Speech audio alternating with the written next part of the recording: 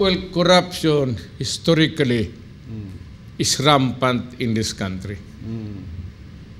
Lalo na doon sa matataas and transactions involving billions.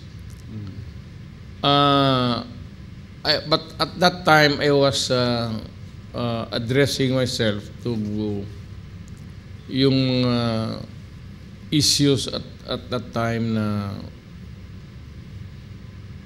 mga questionable transactions and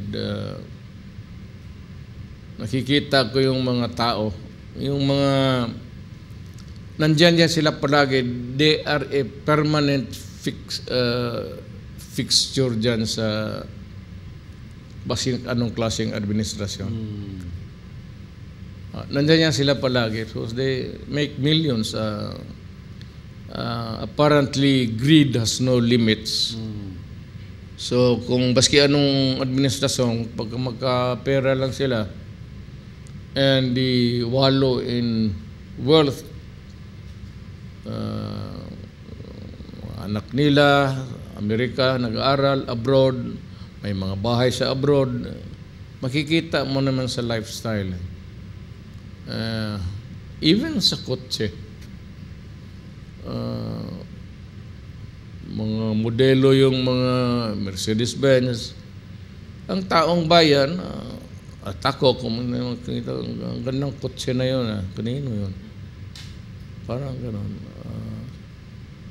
But they yung mga professional, they tend to flaunt it actually.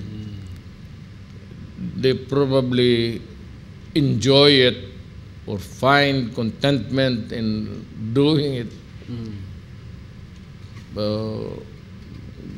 Ganon talaga ang, well, not only in the Philippines but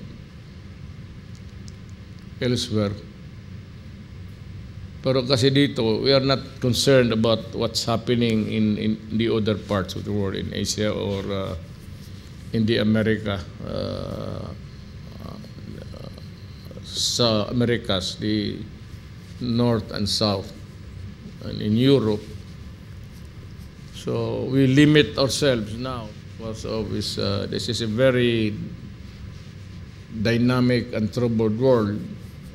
It would be good just to stay focused on what ails our country. Hanggang dito lang muna tayo. Huwag tayong makialam dyan sa ibang ano.